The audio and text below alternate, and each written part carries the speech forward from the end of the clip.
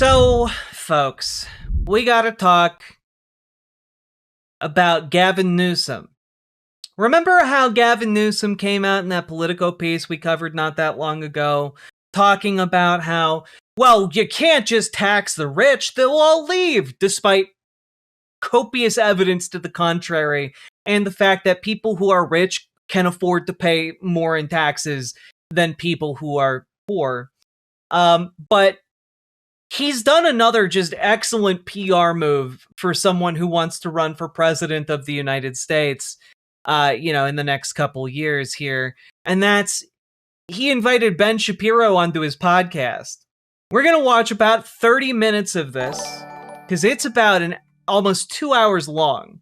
And you're a Send Kitten. Thank you for the $10 dono. I very much appreciate the support for the show. Thank you so goddamn much. We're going to watch 30 minutes of it. And get ready to just be incandescently angry. Either you uphold the principle or you don't uphold the principle. If you don't uphold the principle, I'm going to call you out for not upholding the principle. On his epitaph, it will read 45th and 47th presidents of the United States. He said a lot of shit. Sanctuary jurisdictions have lower crime rates. You move to a state that has higher insurance rate, higher car insurance, not just home insurance, has higher property taxes, many of these red states. And I think that we should start from a position in the United States of gratitude and recognition that we live in a free country where the vast majority of decisions are your own. This is Gavin Newsom. This is literally everything wrong with the Democratic Party right now. Like, if I had to distill it all down into podcast form, it would be this. It feels wholly inadequate to say this, but please join your local Dems and get involved in the primaries. It does matter, I promise. Yeah, genuinely, we all who know better need to get involved in our local Democratic Party so we can destroy the political chances of any kind of up-and-coming candidate who remotely resembles Gavin fucking Newsom. And this is Ben Shapiro. All right, Ben Shapiro, welcome. Hey, thanks for having me. I love it. All the way from Florida. We'll get to that in a moment. Hey, you seem a little bit spicy about it. Yeah, a little salty. Well, Texas, that would have been more spicy. But especially, come on, you're a Hollywood kid, at least Hollywood adjacent. You're a Burbank kid. Born and bred born in St. Joe's in Burbank. I love that. And what year? 1984. And you went. And it's interesting because you were sort of middle class family. Grew up, and got a new book we're going to get to in a moment, Lions and Scavengers. But in that, you talk about your home, where I think 6 members of your family living in a 2-bedroom home, 1 bathroom, Burbank, California, and you describe it, at least briefly, as pretty bucolic, huh? Yeah, it was great. It was great. I mean, Burbank was a great place to grow up. It was like kids playing in the street, and I had the greatest privilege of all, right? I'm an American growing up in the greatest country in the history of the world, and I've got a 2-parent household. My parents love each other, and they take care of us, and they're able to make a middle-class income. My mom started off as a secretary and worked her way up to become vice president of a small film and TV company. My dad came out here to be Baby Odin, I covered Gavin Newsom's first podcast episode where he had on Charlie Kirk and just glazed him and praised Charlie Kirk's messaging as a conservative and talked about how his children love watching Charlie Kirk content, which is maybe one of the biggest red flags I have ever seen in a politician, in at least a Democratic politician.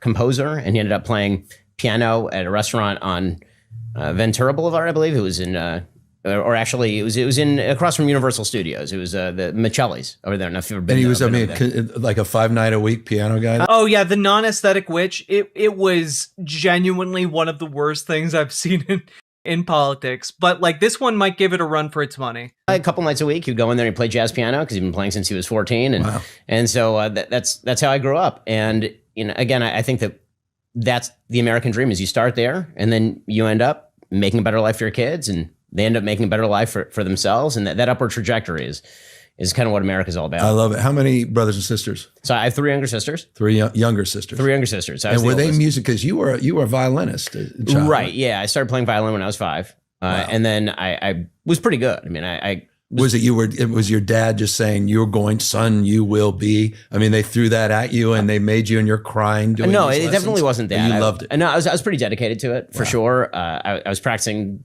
by the time I was 16, maybe. Like, Ben Shapiro represents someone who is an enemy of anyone on the left. What this is accomplishing at the very beginning is just glazing. You are just normalizing this man to your audience. This guy who has said that Arabs like to live in sewage and bomb stuff. That they're two defining traits. Like, Ben Shapiro is just like one of the worst guys out there. It is only by the virtue of the staggeringly evil nature of the fascists of our time that he is now relegated to maybe like number 10 on the list of like most evil like personalities on the conservative side of the spectrum right now. But like, Gavin Newsom has no problem making this loser's ideas look normal. 3 hours a day or something.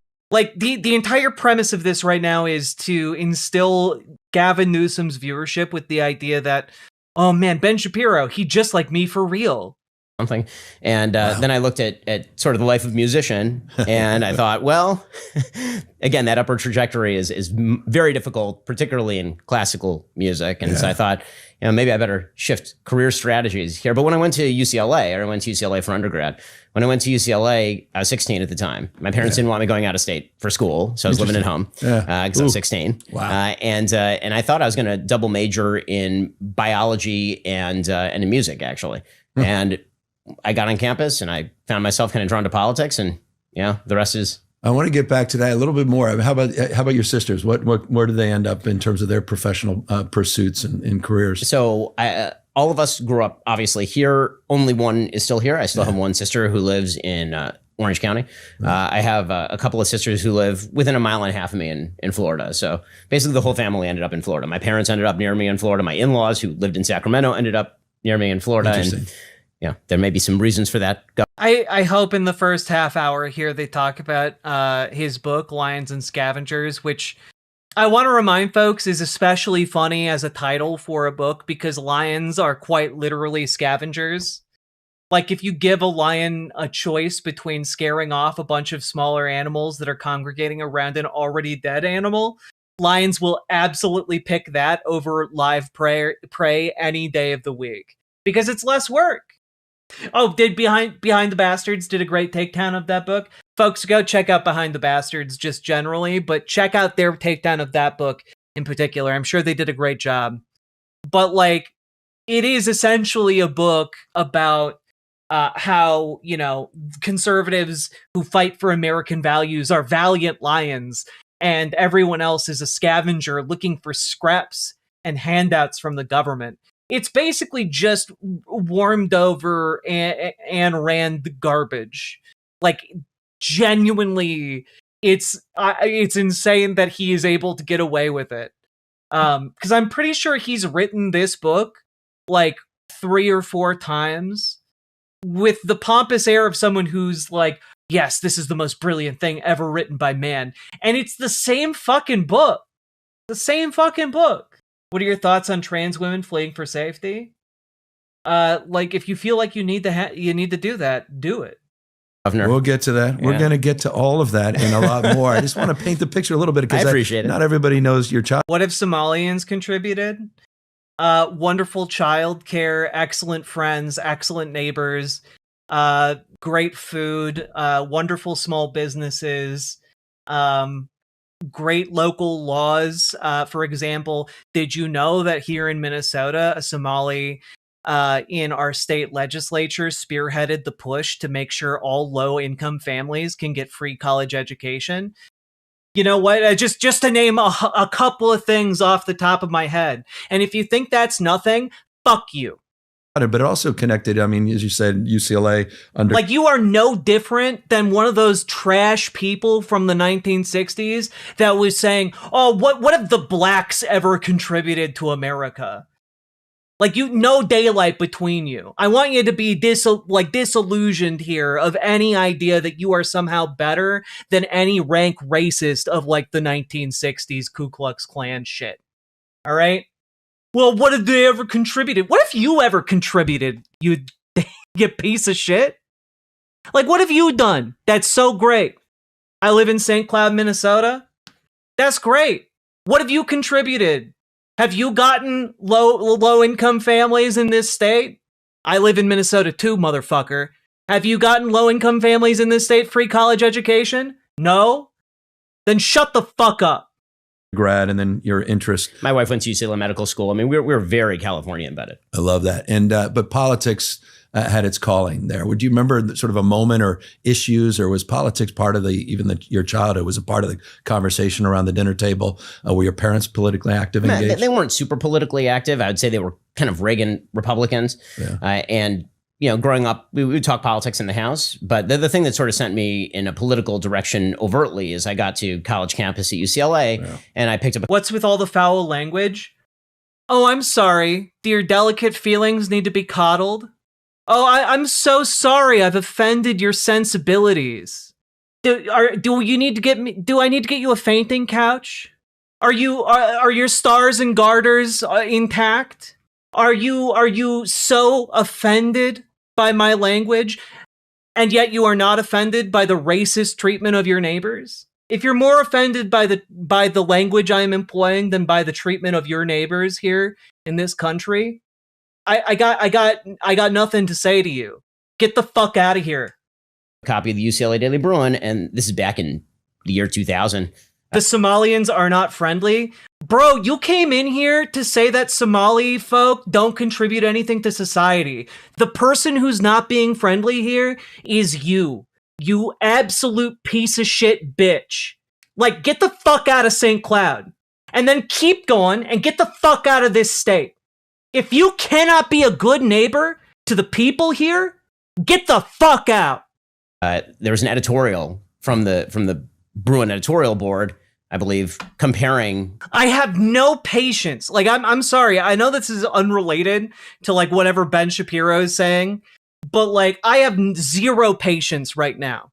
There are guys going around my neighborhood black bagging anyone who looks queer, anyone who looks like a minority, anyone who looks like they don't belong in a white neighborhood. At least the ICE agent's conception of what a white neighborhood should look like, what the right kind of neighborhood should look like. And when you fucking come in here and you say, oh, what have those non-white people contributed?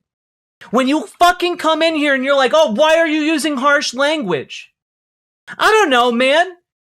Maybe it's because I've watched dozens, over 100 people in my local area getting disappeared, beaten, bloody, having their eyes fucking shot out by these unaccountable goons. And you're sitting over here going, tee-hee. Well, maybe, have you considered that maybe these minorities deserved it because they were loud? Have you considered maybe these minorities deserved it because they were inconvenient? Have you considered that maybe they just haven't contributed enough to society? And I'm sitting here like, if your contribution to society right now, yours in particular, is to say that other minorities deserve to be disappeared and beaten by agents of the state, get the fuck out. I have no patience for this shit. Zero.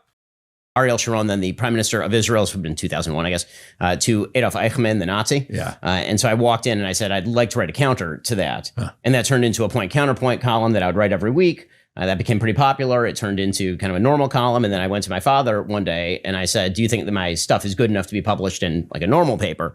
And he said, might be. Let me do some research. So he found this place called Creator Syndicate, again, out of California. And they syndicate a bunch of columns to different newspapers around the country. At the time, it was everybody. Oh, man, I can't figure out why these minorities that I hate and think don't contribute to anything to society, I can't figure out why they might not like me very much. I don't know, bro. Homie, like, look in the fucking mirror. Jesus. From Molly Ivins on the left to David Limbaugh on the right. And so I applied cold, and they called me 3 weeks later. I was 17, and they said, we'd love you to write a syndicated. More concerned with policing my language than policing goddamn federal agents. Jesus Christ. column. So pretty much all of my bad ideas since I was 17 have been public, which is, an interesting way to live for sure. So 17, I mean, that's pretty remarkable, that young age. You have a syndicated national column, and a few years later, 20, you have published, 2 books? Probably saying your username wrong, but hey, welcome. So you're right. My first book came out when I was 20 it was sort of an expose of leftism on college campuses. I think some might say it was a little ahead of its time. Oh my goodness. What a groundbreaking work. Leftism on college campuses. Wow. No one had ever thought about leftists on college campuses before. Don't look up the history of college level activism on the left. The fact that he talks about this as if it's like a groundbreaking work that he pioneered, and it's just no, bro, no. Other people wrote about it before you, and they wrote about it better before you. And your main point was just, we need to destroy the left on college campuses. And thus was born the effort to debate college kids. God damn it. And then I went to Harvard Law School at 20, and I wrote a couple of more books while I was at Harvard Law. And when I came out, I came back to LA and I practiced at a real estate firm or real estate wing of a major law firm called Goodwin Procter. Right. I practiced there. I lasted for about 10 months, decided I hate it, quit. I remember walking into the boss's office and saying, I hate it here and I want to leave.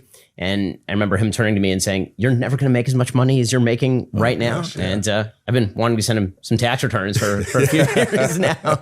But, what the fuck is Newsom glazing Ben? Yes. The entire purpose of this almost 2-hour-long interview is to glaze Ben Shapiro so that Gavin Newsom can follow his third-way consultants and try and pick up those sweet, sweet Republican votes. You know, all those Republicans that are just champing at the bit to vote for Gavin Newsom?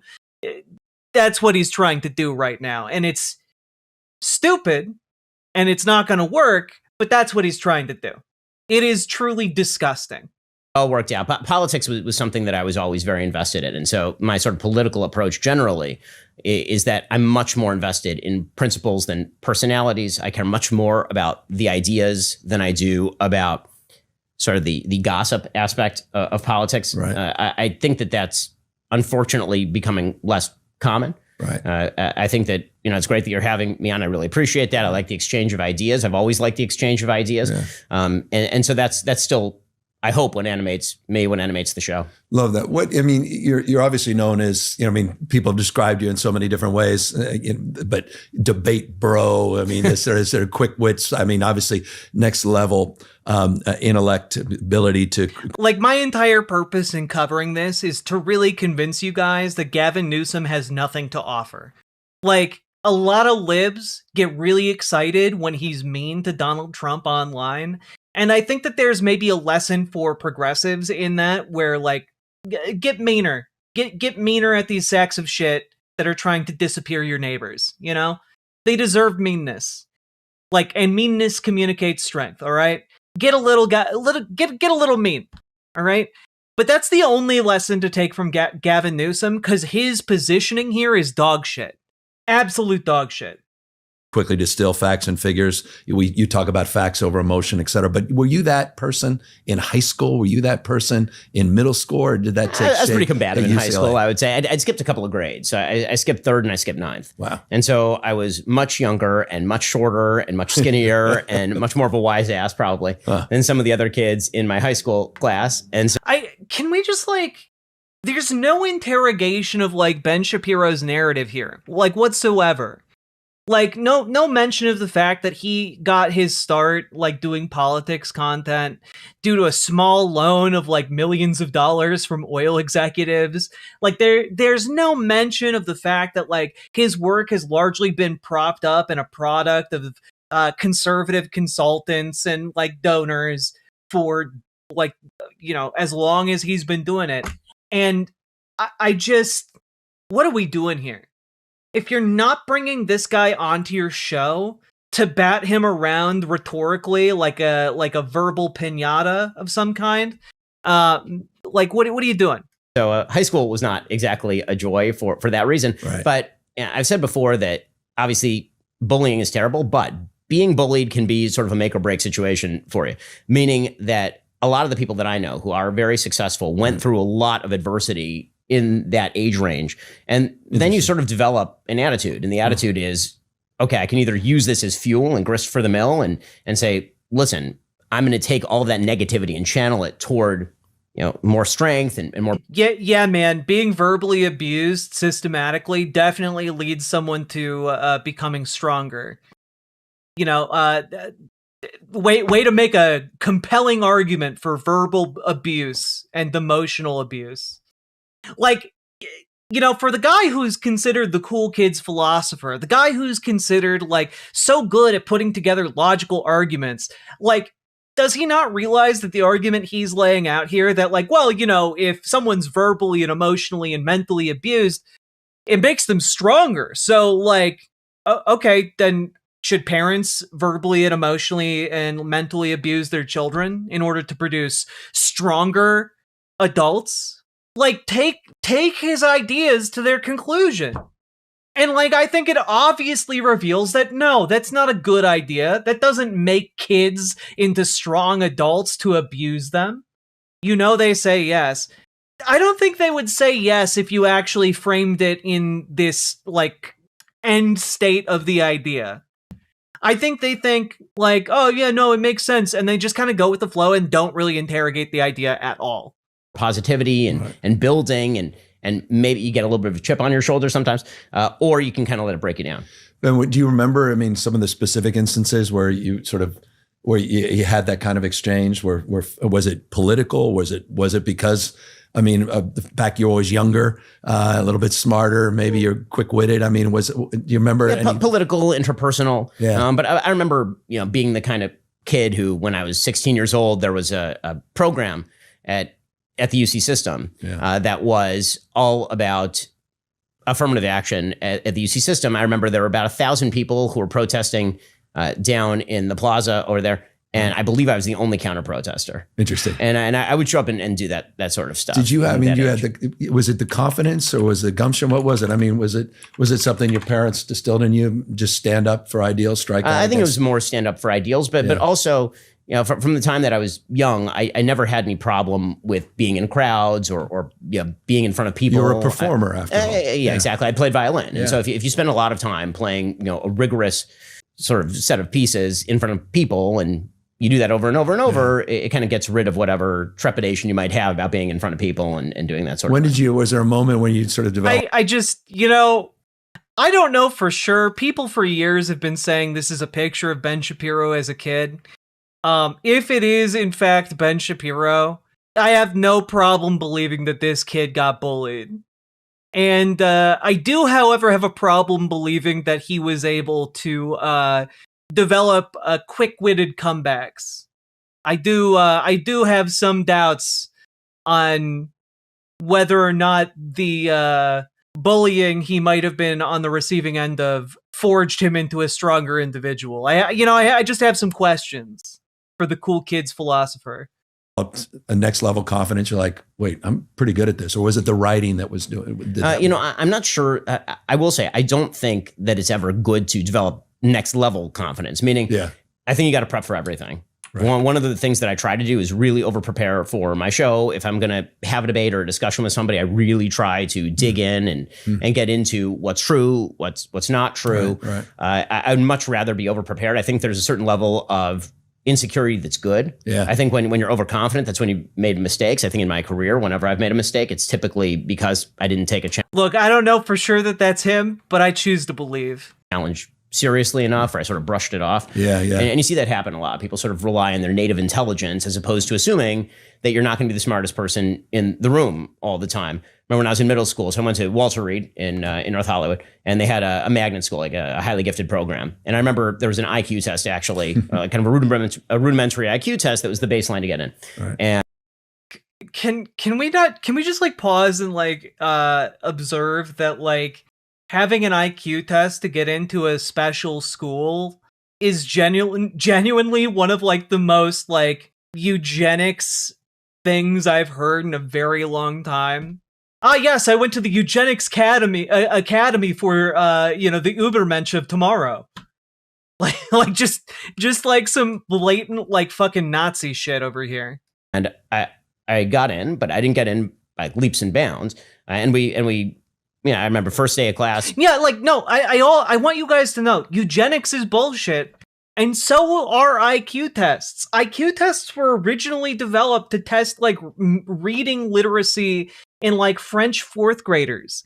Okay, it is not designed to be like actually like a cohesive, like give a cohesive idea of how smart you are. And you can be like trained to do better on an IQ test. People who are trained to do better on it do better on it. Surprise. If you just give someone an IQ test cold, like it effectively only tests for how well do you do on the test. You know, like it doesn't actually test for intelligence. It's crazy. But they all, like everyone on the right, has like this idea about IQ and intelligence. And I want y'all to remember that this is very much rooted in eugenics of old, you know? I once got tested for a super genius IQ. IQ tests are wildly inconsistent and absolutely stupid. True. Everybody was kind of passing around their IQ scores and all this kind of stuff. And one girl had above 180, really, really, really high IQ. And I remember going back home and talking to my father about it. Yeah. He said, listen, you should assume that you're never the smartest person in the room, but you can always be the hardest working person in the room. Love that. And that I think has been sort of the motto. I love it. So you went, UCLA undergrad. Here you are, 17, national syndicated columnist. A few years later, you got 2 published books about Erik Carlson. I'm still on Blue Sky. Issues around the universe, as you say, you may have been a step or two ahead of most in that respect, and then issues around.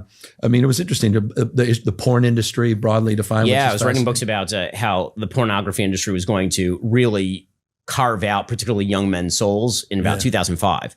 And at the time, people were saying, oh, this is crazy. What is he talking about? Now, of course, I think that there are a lot of young men who have fallen prey to that industry it's less. Okay, just real quick. I want to be very clear about this. What he's talking about is not a thing. A lot of young men in particular have been convinced that like essentially masturbating is evil. And like that if they do it too much, they have become addicted to porn. They're porn brained. And this has really no basis at all in reality.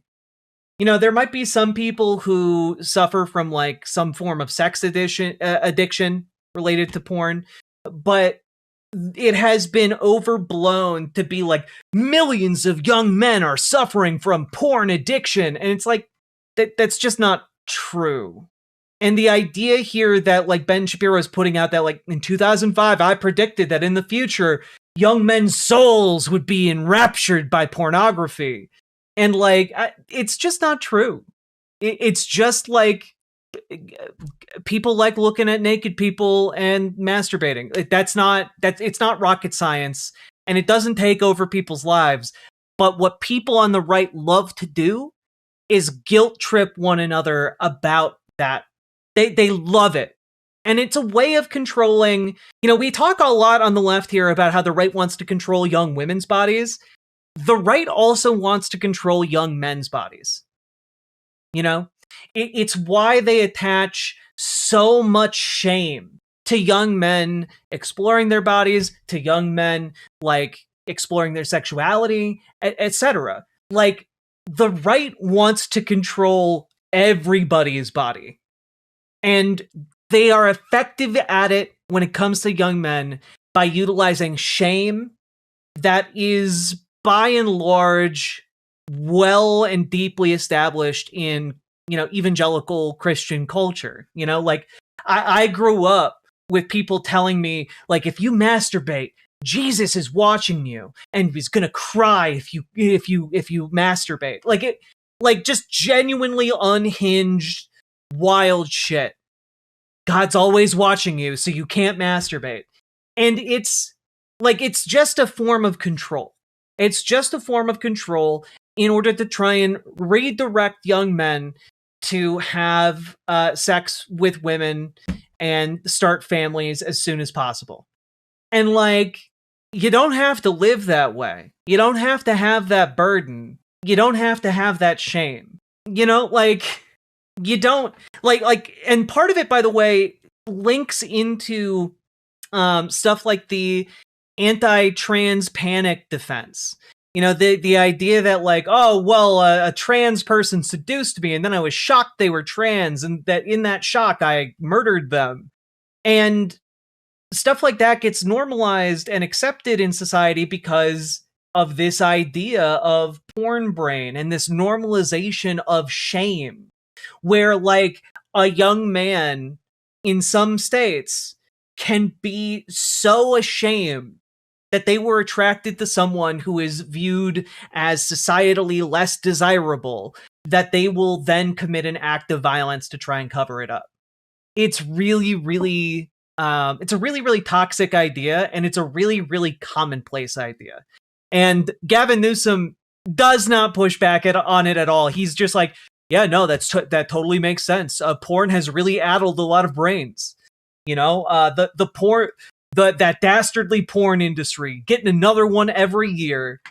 I was bullied in middle school in a rural area because kids thought I was masturbating in the bathroom, but I was actually just having OCD.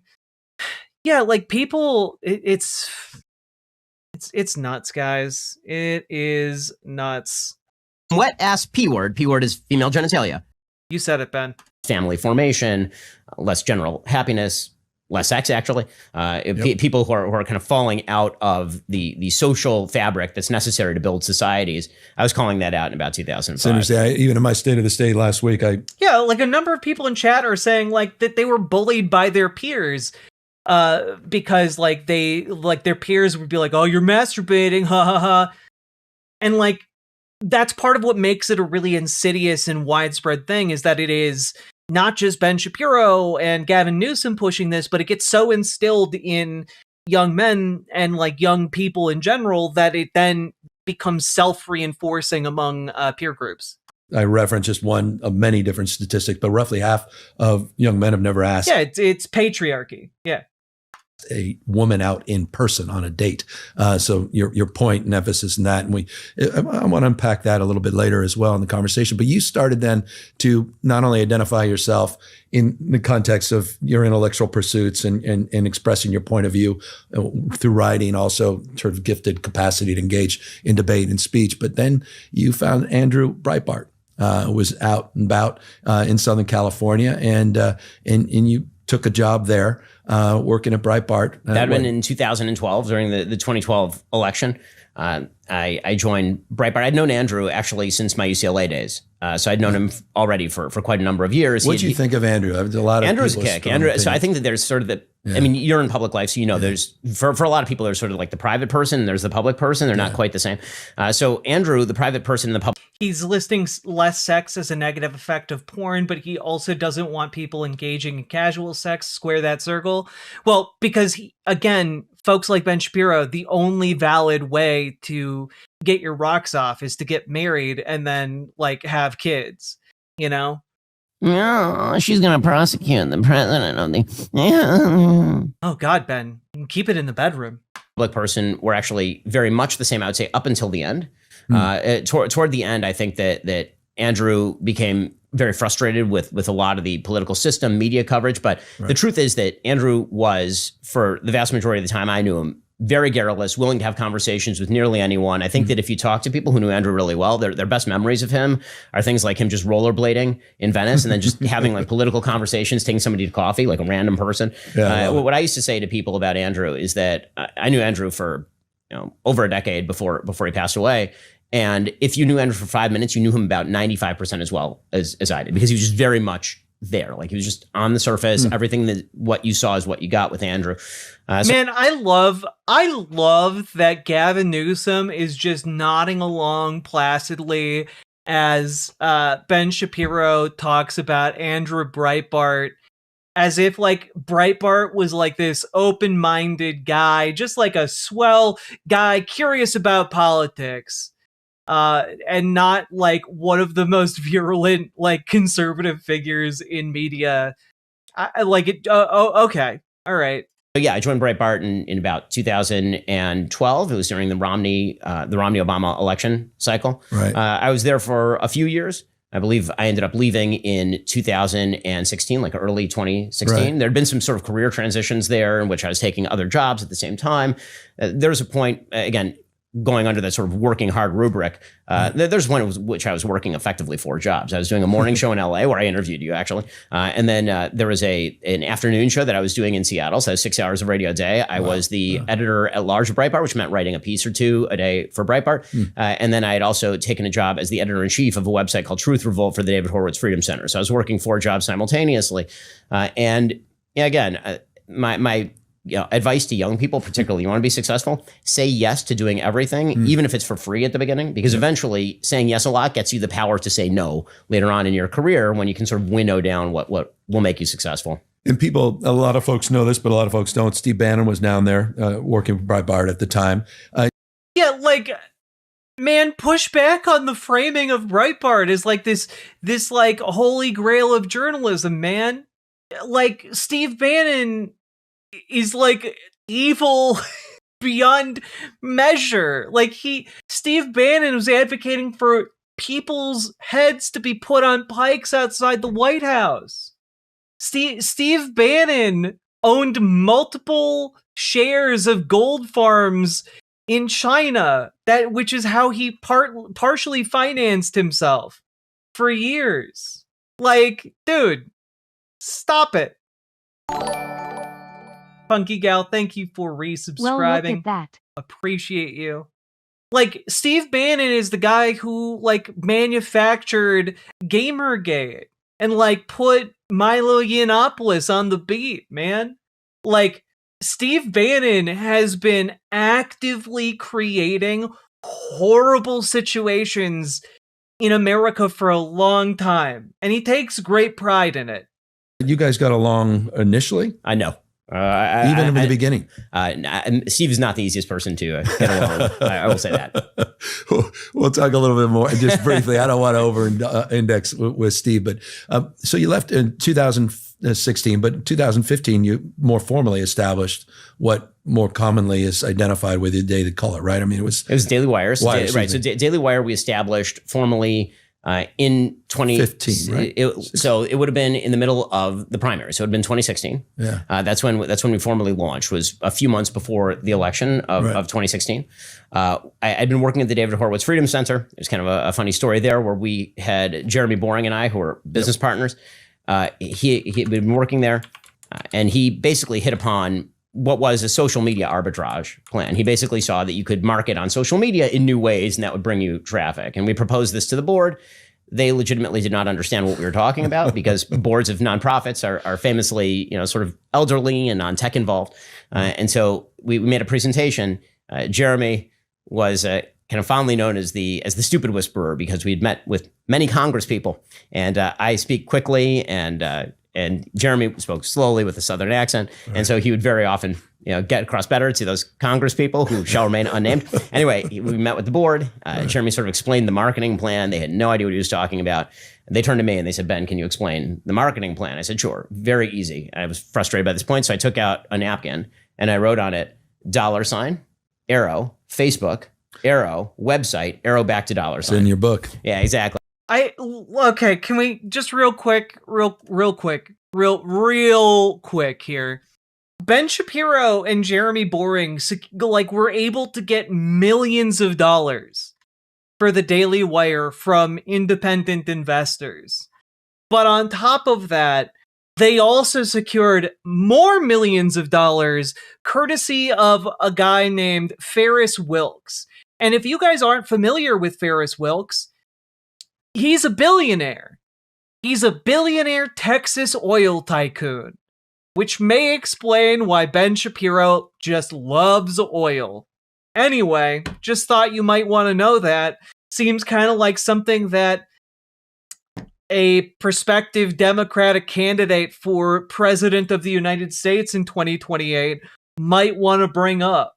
And that was the marketing plan, right? It was that you were going to spend money on social media in order to gain eyeballs. Those eyeballs would then provide advertising on your website, and then you would just direct that money back into Facebook. And so it was kind of a flywheel. And they fired Jeremy the next day. I quit a couple of days later. And then we basically took that plan out to market. We found a little bit of seed funding. It was about $5 million in seed funding originally. And we launched Daily Wire, which last year did $200 million plus in revenue. How many employees now? Daily Wire? We have about 220 employees at Daily Wire. And you guys are doing we can talk more specifically, but I mean, it's documentaries, it's movies. Yes. It's all this show. I mean, it's a whole suite of.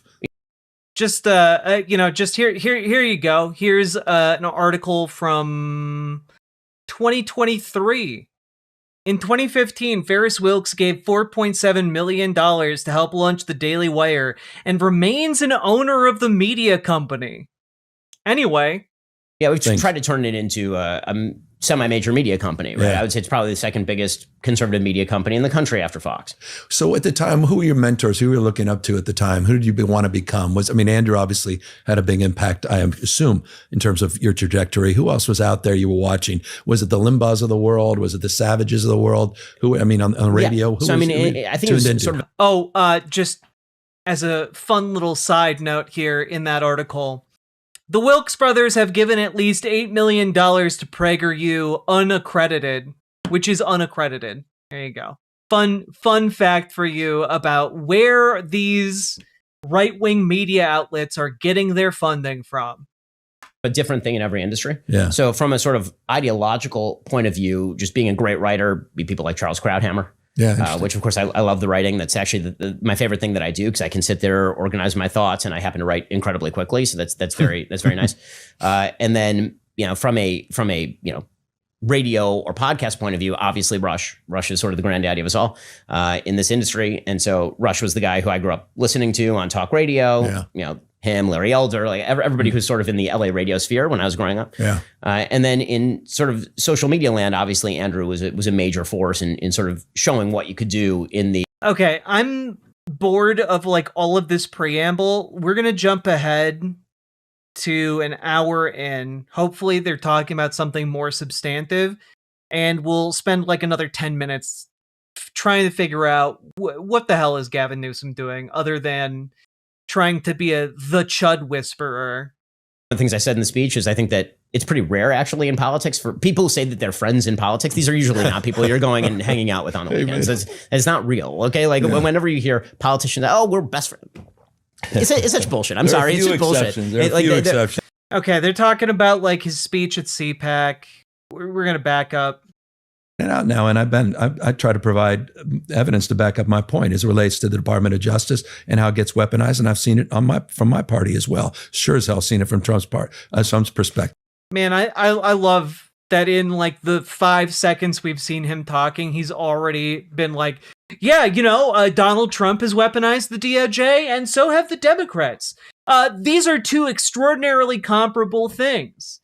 The way that the DOJ is compromised in fighting people right now, very similar to how it did under Joe Biden. And that's just not fucking true. The both sides rhetoric is insane, dog. All right. Prime ministers. If anyone outside of the state of Israel believes that Naftali Bennett or Yair Lapid, who's on the left, would not have been as forceful in their response, that is nuts. Yeah. That's nuts. It's not true. No, fair point. And look, hey. And the IDF, by the way, operates largely independently in some ways of the prime minister's office. It's kind of a strange dual system that they have over there. Cool. Gavin, how are you responding to this, whitewashing of a genocide? I know too many soldiers I talk about one in the book who had 3 limbs blown off going door to door in Gaza, not using overwhelming air power to eviscerate millions of people. I wonder if Ben Shapiro dedicated any pages of his book to the people who had all of their limbs blown off in Gaza who were civilians. The Palestinian civilians in Gaza. I was in the hospital meeting victims on October 7th in Israel. So I been to memorials and I want to be clear in the terminology we use about all this stuff because right now, for example, but the genocide where are the members of the Democratic Party protesting and wearing pins for the protesters in Iran who are getting mowed down maybe by the tens of thousands this week. Well, I know where I am. I put out a pretty clear statement this week, and I'd like to see more Democrats. Yeah, I don't disagree with you. And by the way, I also thought I thought it was the right thing to do, that strike, and I thought it was unbelievably effective and efficient, and had no problem saying that during the strike. Didn't wait for the outcome. So. Yeah, man. I love when the prospective Democratic candidate in 2028 is talking about how much he loved doing an airstrike, an act of war on another sovereign nation unilaterally without the approval of Congress. Man, what are we doing here, man? What are you doing here? Yeah, I marched to a beat of a little bit of a different drum, a little bit more nuance here, but there is. Look, it's the same drum, just a little bit more nuanced. You know, the drum of war. Everything's so black and white. There's nuance here. I mean, for sure. But I think that the point that I'm making, to get back to sort of where we originally departed here, was that, I'm trying to call out what I see as bad behavior, untrue, immoral behavior on my own side. I'd like to see that more from a Democratic Party that seemed to be perfectly willing to wrap an arm around Zohran Mamdani the minute he got a little bit of momentum. Yeah. The same man who had said that whenever the NYPD boot is on the throat of Americans, the IDF is lacing the boot. That sort of nonsense is terrible. No, I don't associate. Wait a minute. He's saying that specifically because the NYPD has gotten training from the IDF. Wait, part of the reason he's saying that is because there are coherent programs in place to train American police forces using the IDF. That's why he made that comparison, Ben.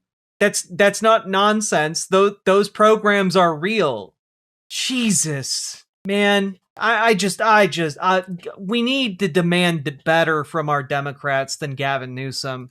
With those comments at all. I mean, and look, he doesn't speak for me. And should Mamdani be the mayor of New York? That's up for people in New York to make that decision. That's not for me to out here in California, thousands of miles away. You don't believe President Trump should be president. The American people decided he should. Well, that directly impacts me. I mean, New York may indirectly, but I mean, it's a little bit of a different question. We'll see how he ultimately does. I thought he ran an incredibly effective campaign. I think there's a lot of interesting attributes that he has. Incredibly. Again, the only thing that Gavin Newsom finds interesting about Zohran Mamdani's campaign is the camera angles and lighting and presentation of the political advertising. It's not the fact that this man was speaking to the needs of working people. It's not that this man is actually now fulfilling his campaign promises to the working people of New York. It's all just, what kind of firework can we light to get people's attention? Clearly, the fireworks that Zohran Mamdani used were superior. That's the only lesson people like Gavin take from him.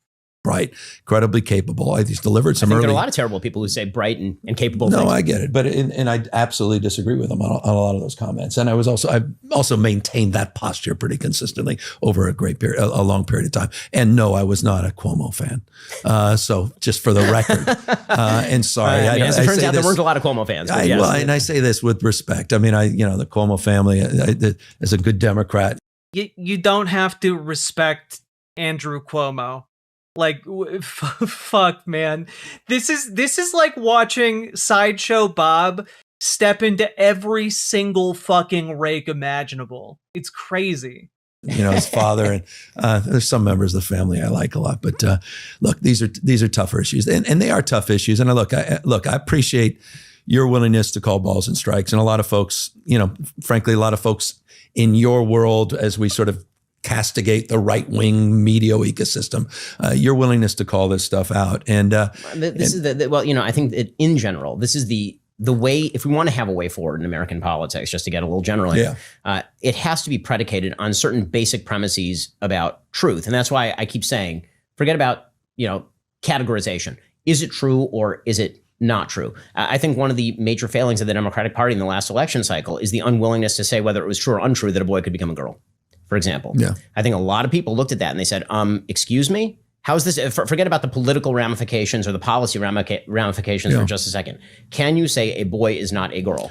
And boys cannot just become girls. And we can go down. I feel like a year ago I was with Charlie having this conversation.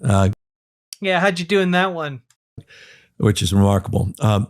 I'm curious. Did you? This is not. I'm just honestly curious when I'm asking this. I'm not even. It's not. There's not a loaded question.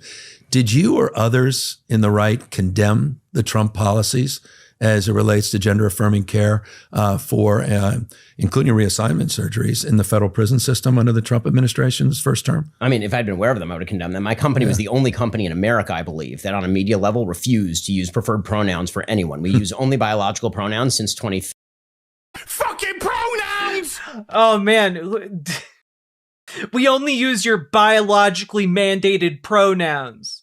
As we all know, if you take a very powerful microscope and look down at the DNA, right after your XX or XY chromosomes, you will have a he, him, or a she, her attached to the deoxyribone nucleic acids. And if you use anything other than those, you spit in the face of God. Fucking pronouns! Like, my God. Like, how are these people taken seriously, man? How? 15 since we launched the company. No, and I say that because it's just not well known, but the Trump administration's policies. I love that Gavin Newsom's attack here, or attempt to like move the conversation forward, is to be like, well, the Trump administration, supported trans people in prison. So what do you think about that, Ben? Allowed for gender assignment, gender affirming care, but hormone treatment, being I think that's changed. The operations. I mean, it was federal policy. Listen, I think that's wrong. And like, Gavin, fucking defend your constituents, you piece of shit. Like, if Gavin Newsom is willing to roll over and like play dead on trans issues, he's willing to do it on any given issue. There's no group of people he will not throw under the bus to further his own career. Like, man, trans issues are the great litmus test of our time for politicians. Folks like Zoran Mamdani have been able to like pass that test with flying colors, but Gavin Newsom is just such a cowardly, weaselly man that he can't even like say, no, trans people deserve to exist, Ben. He can't even mount like the basic defense of people like me. Like, why should anyone trust that he has their back is beyond me. And I wish that, frankly, you would go further. You've talked about the unfairness in sports, but to me, the bigger question is not unfairness in sports. The bigger question is whether we should be allowing the administration of chemical or surgical mutilation of minors based on gender dysphoria. Well, the Trump administration has strong opinions. They've sued states like California, many other states, 20 plus states. So, yes. And my position is that's between the physician, it's between the family member, and these patients themselves. Why? Are there any surgeons? Why shouldn't the government weigh in? Why can't you allow Donald Trump to be in the same room with you and your doctor when you make medical decisions about what to do with your body? Isn't there someone you forgot to consult? Yes, you talked with your doctor and you talked with your surgeon, but have you talked with your local Republican elected? Or chemical interventions that you would oppose, even if the patients and doctor want. Here we go. I know exactly where this debate goes. Right, but I'm asking. It's a real question because it does have public policy implications. Meaning, in the state of California, there's a judicial ruling. We referenced it earlier. Yeah. That said, well, that judicial ruling was ridiculous on this basis. Any teacher, and what you're talking about is a law that I signed, as it relates to this idea that you can fire someone for not telling on a child and saying that they're talking about being gay, not just trans issues, any LGBTQ issues, that you can be fired. There's nothing in the law. The law that I signed does not preclude these teachers from telling the parents. No, it precludes school districts from mandating and firing someone for not. But it allows the teacher to make that judgment on the basis of seeing someone that's being bullied and the requirements they have under the law to keep people safe. As a parent, don't you believe that a teacher should facilitate the passage of information to you? Why would that? Because, Ben, some parents abuse their kids. Because, Ben, the largest population of homeless youth are LGBTQ, or disproportionately LGBTQ, I should say. And those don't come out of nowhere. They exist because their parents kick them out and disown them for being gay or trans. Like, that's why, like, teachers shouldn't be mandated to tell parents, because guess what? Some parents kill their kids. Some parents beat their kids. Some parents, like, kick their kids out. And that causes unimaginable levels of suffering, man. Like, that's why there's no mandated reporting. On every basis. I mean, that they should somehow just be listening. The teacher's going to call you. I mean, if my kid decides to come out as trans it's about at school, safety. The law is pretty clear, and and the teachers have that ability, and the teachers maintain that ability. We didn't deny that. We didn't say to the teachers, "You cannot." No, quite the contrary. This is critical because there's been a lot of misinformation about this. I'm not misinterpreting the law. I mean, the school, what the but law I'm just saying you shouldn't fire someone. And in many cases, look, anyone that's I do want to note that it really is obvious to me that the only reason Gavin Newsom is defending this point is because he signed this law. The only reason he's defending this point is because it reflects directly on him. And if he threw folks under the bus on this issue, he'd be throwing himself under the bus. Members of the LGBTQ community, how many stories that you've heard of people that say, I went to my parents with my teacher. That was a safe place for me in school. There's a lot of grace in this space. There's a lot of testimony in this space that I think should just provide a little bit of grace and humility. It's not a black and white issue. Forlorn79 in Twitch chat writes, when I was in high school, my dad slapped my brother out of his chair because he dyed his hair. And my dad asked if he was gay, and my brother said, so what if I am? I was in the closet as trans. I can't imagine coming out in that house at the time. My brother was straight as well. This isn't like an abstract, uncommon scenario in America, sadly. The pushback against mandating that, like, teachers tattle on their students of whether or not they're, like, using different pronouns or a different name, like, it is to protect children from physical and mental abuse. Teachers can still, quote unquote, and Forlorn79, I'm really, really sorry that happened to you and your brother. Turn in a child. They just can't be fired. I mean, but my question on that, and again, this is a subset of a broader issue, is why does the parent not have an absolute moral ability? Jesus, some of you, I'm sorry to so many of you in the chat who are sharing stories right now. My stepmom used to verbally abuse me for being butch. It's an awful situation to be in. Coming out nearly got me killed. I joke it's easier to find queer friends with no family than it is with a good family, and that's so tragic. To receive that information, and why is there not a requirement? There should be a requirement for teachers to turn over that information. Health and safety is a requirement. If a teacher truly believes that a parent is a threat to a child, they can report it to child services. Yeah, so health and safety is still the standard. So you maintain that standard. That standard is... Yeah, but look, you can call, like, child services on a parent.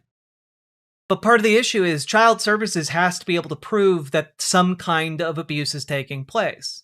And if there's no physical signs of that abuse, or if a child hasn't yet come out to their parents, but fears that their parent might become abusive, calling Child Protective Services doesn't protect them against a parent maybe becoming abusive. Child Services doesn't, like, act on maybes. My name is Mud in Riverboat chat. Man, I came out as bi when I was 15 and my dad threatened to kick me out if I didn't renounce my sexuality. Jesus. I'm really, really sorry, folks.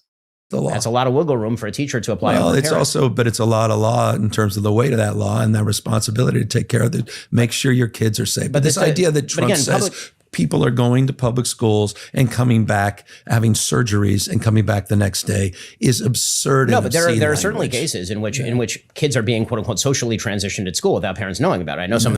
Yeah, there are also cases where sometimes a kid might start going by Big Dog at school. You know, like sometimes a kid might get a neat nickname like Tall Ross. Big Dog, Tall Ross. Oh my God, are they being trans? Is Big Dog trans? Is Tall Ross trans now? Do we need to mandate every time a kid gets a nickname in school? Like, absolute ridiculousness.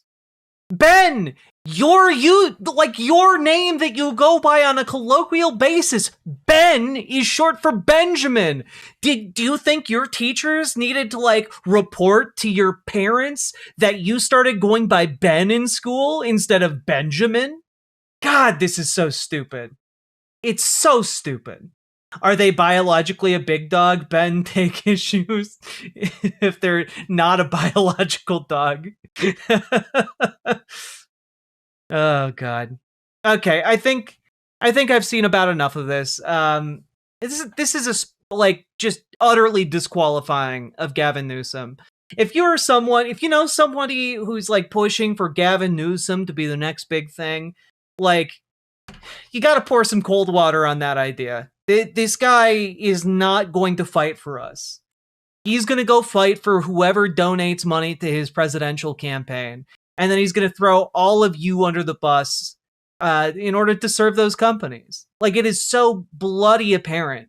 And we all know that, like, he is in the pocket of third way Democratic consultants, which only exist to convince, politicians to effectively throw their constituents under the bus in the name of big money donors. That's it. Like, he is genuinely far more conservative than like Kamala Harris or Joe Biden. Gavin Newsom might even be more conservative than like Barack Obama. Gavin Newsom might be just like a recast of Bill Clinton. And I mean that as a devastating insult. Anyway, folks, what did you think of that? Let me know down in the comments. Hit that follow button, hit that subscribe button, do the things. And folks, and I really do mean this, we got to get organized. We got to start showing up on the local level, on the state level, etc., to make sure candidates like Gavin Newsom don't start popping up in our states. Don't start popping up in our neighborhoods. Because these guys don't come out of nowhere. They start on the local level and they work their way up. They build up that power and then they get endorsements from local parties. And guess what? If you're involved in your local party, you can say, no, get the fuck out of here. And you can go find yourself a Zoran Mamdani or a Bernie Sanders type to run instead. Okay? And folks, you can also join your local DSA. And there are a lot of other groups you can join as well. Working Families Party is also just pretty wonderful. But I advocate for your Dems and your local DSA because both of those are available to basically anyone in the United States. So if you need help getting started, join our Discord, reach out to Gamergy for help joining your local DSA and making it more effective. Reach out to Dragonfly for help radicalizing your local Dems and making them not suck and actually work for you guys. All right? The more of us that get involved, the better off we will be. It is not enough for us to know good policy. We have to start enacting good policy. We have to start advocating for it and showing up locally. All right, folks? And all that being said, do the things, help the stream grow, and also check out ImogeneOlivia.com, gender euphoric lingerie designed from the ground up for trans femmes. Also tested on cis men, cis women, non-binary folks. Basically, anyone who wants to feel femme can wear Imogene Olivia. And check it out. Link down in the doobly-doo. And let's all keep on going, folks. We got a lot of work to do. Riverboat Jack is coming to town. All the viewers gather round. Twitch and YouTube and swishy streams. All that content is bursting the seams. Politics, gaming, plenty more. Your sense of fashion you'll adore. So grab your stuff and hop aboard. We're going straight to Jack's Discord. Riverboat Jack.